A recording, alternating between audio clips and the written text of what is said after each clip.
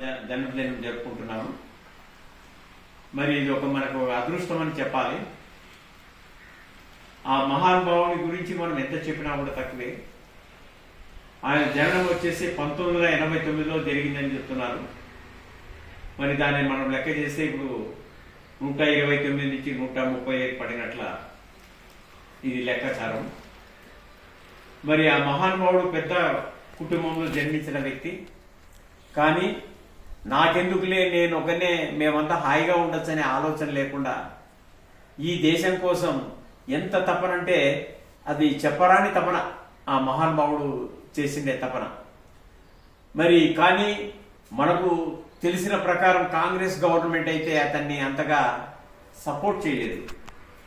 కానీ ఆయన పట్టుదల వదలకుండా ఎన్ని కష్టాలు పెట్టినా కూడా అసలు అవి కొన్ని వర్ణించలేనివి, చెప్పలేనివి, అన్ని బాధలు పడిన మహా వ్యక్తి. కనీసం అంటే కూడా విదేశాల్లో 10 సంవత్సరాల దాకా అక్కడ ఉంటూ ఆయన ఒక ఆజాద్ హింద్ ఫౌజ్ సొంత సైన్యాన్ని ఏర్పాటు చేసుకొని అక్కడ జపాన్లో మన సైనికులు కొంతమందిని అక్కడ బంధించింటే వాళ్ళందరినీ కలుపుకొని సొంత సైన్యాన్ని ఏర్పాటు చేసుకొని బ్రిటిష్ వాళ్ళ మీద తిరుగుబాటు చేశారు. కానీ ఇది గాంధీ లాంటి వాళ్ళకి, కాంగ్రెస్ వాళ్ళకి రుచించింది. వాళ్ళు అయినా కూడా ఆయన తాను చేసే పోరాటం న్యాయబద్ధంగా ఈ బ్రిటిష్ వాళ్ళ మీద భారతీయులకు విముక్తి కలిగించడమే బాధ్యతగా తీసుకొని ఆయన ఎంత చేసినాడంటే మనం చెప్పాలంటే ఎంత చెప్పినా కూడా తక్కువే ఆయన గురించి. మరి అటువంటి మహానుభావులు ఈ దేశంలో చాలా మంది ఉన్నారు.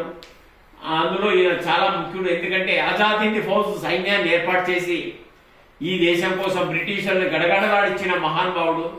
మరి ఆయనకు వీరాభిమానులు ఎందరో ఉన్నారు. ఎందుకంటే వాళ్ళు ప్రాణం ముఖ్యం కాదు, మాకు దేశం ముఖ్యం, మా నాయకుడు ముఖ్యం అని చెప్పే వాళ్ళు ఎందరో ఉన్నారు. మరి కొంతమంది మన వాళ్ళు నాయకులు మనవాళ్ళు కూడా చెప్పినారు. కాబట్టి ఆయన్ని మనం ఆదర్శంగా తీసుకొని శ్రీరాముడికి ఉడత ఎంత సాయం చేస్తుందో మనం ఈ దేశానికి, ఈ సమాజానికి ఎంత చేయాలనేది మన సంకల్పంతో మనమంతా చేయాలి. మరి ఆ మహానుభావుడు జయంతి సందర్భంగా మనం అందరూ కలిసి ఆయన గురించి 4 మంచి మాటలు మాట్లాడుకుని ఆయన యొక్క ఆదర్శంలో కూడా మనం నడవాలని చెప్పేసి ప్రతి ఒక్కరిని కోరుతున్నాను. ఎందుకంటే ఇంతకుముందే కూడా చెప్పాను, ఎవరి వెంట తీసుకుపోయేది ఏం లేదు, అంతా ఉత్త చేతన పోల్సిందే. మన శరీరం వెంట రాదు, మన భార్య పిల్లలు వెంట రారు, మన ఆస్తి పాస్తులు వెంట రావు, ఏమీ రాదు. నీవు చేసిన మంచి పని ఒకటే నీకు పనికి వస్తుంది.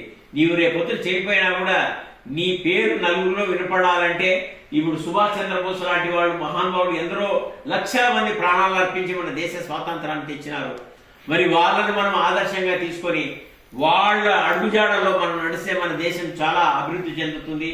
ఎందుకంటే నాకు తెలిసిన ఊహ ప్రకారం అంతో ఇంతో గతంలో చూస్తే 10-15% ఉండే అవినీతి ఇప్పుడు దగ్గర 90% చేరుకుంది. ఈ అవినీతి వల్ల ఏమైపోతుందంటే ఒక పక్క దేశం నాశనం అయిపోతుంది, సామాన్యులు కూడా న్యాయం జరిగే అవకాశం లేదు. సామాన్యుడికి న్యాయం జరగాలంటే ఖచ్చితంగా ఈ అవినీతి తగ్గించుకోగలిగితేనే మనకు న్యాయం జరుగుతుంది. మరి నాయకులు కానీ పెద్దలు కానీ ఆలోచన చేసి ఎంత అవినీతిని తగ్గిస్తే అంత ఈ దేశం బాగుపడుతుంది, ప్రజలందరూ బాగుపడతారు. ముఖ్యంగా మేము భారత ప్రజా రైతు సంక్షేమ సంఘం నుంచి మేము కోరేది ఒకటే, ప్రతి మనిషికి న్యాయం జరగాలి, ప్రతి రైతుకు గిట్టుబాటు ధర కావాలి, ప్రతి రైతుకు సాగునీరు కావాలని చెప్పేసి ప్రయత్నం చేస్తున్నాం. ఇంచుమించు 65% ఉంటే రైతాంగం ఉంది. కానీ చాలా నష్టం జరుగుతుంది రైతాంగానికి. ఈ దేశంలో 40 సంవత్సరాల్లో గిట్టుబాటు ధర లేక ఇంచుమించు 6 లక్షల మంది పైన చనిపోయారు. నిన్ననే ఒక రైతు కూడా వచ్చాడు గార్లదిన్న ఏరియా నుంచి, చిక్కుడు పంట పెట్టినాడంట. 10 రూపాయలు మార్కెట్లో అడుగుతున్నారంట. ఏ విధంగా బ్రతకగలుగుతాడు ఆయన? కనీసం 40 రూపాయలు రేటు ఉంటే ఆ రైతు బ్రతకడానికి, రైతులందరూ బ్రతకడానికి అవకాశం ఉంటుంది. మరి గవర్నమెంట్ దీనికి ఏం చేయాలంటే 140 కోట్ల మందికి ఎంత కావాలా, ఎక్స్పోర్ట్ చేయడానికి ఎంత కావాలా, ఆ తరహాలో పంటలు పండిస్తే ప్రతి రైతుకు గిట్టుబాటు ధర వస్తుంది. మరి గవర్నమెంట్ ఇకనైనా కూడా ఆలోచన చేసి భారతదేశంలో ఇంచుమించు 65% ఉండే రైతాంగము 600 రకాల పంటలు పండిస్తున్నారు. ప్రతి పంటకు కూడా గిట్టుబాటు ధర వస్తే రైతు చనిపోవడానికి అవకాశం ఉండదు. కాబట్టి ఇకనైనా కూడా గవర్నమెంట్, కేంద్ర రాష్ట్ర గవర్నమెంట్ ఆలోచన చేసి ఈ తరహాలో చేయాలని చెప్పేసి కోరుతున్నాం.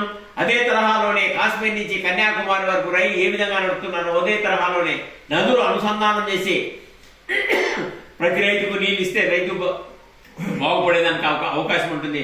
మళ్ళీ కేంద్ర రాష్ట్ర ప్రభుత్వాలు ఆలోచన చేసి ఈ కార్యక్రమాన్ని యుద్ధ ప్రాతిపదిక మీద తక్షణమే ఏర్పాటు చేయించాలని చెప్పేసి కోరుకుంటూ, మరి మరొకసారి మన సుభాష్ చంద్రబోస్ గారి 129వ జన్మదిన జయంతిని మనమంతా జరుపుకుంటున్నాం. మరి అందరికీ నమస్కరిస్తూ, నాకు ఈ అవకాశం ఇచ్చినందుకు అందరికీ నమస్కరిస్తూ సెలవు తీసుకుంటున్నాను.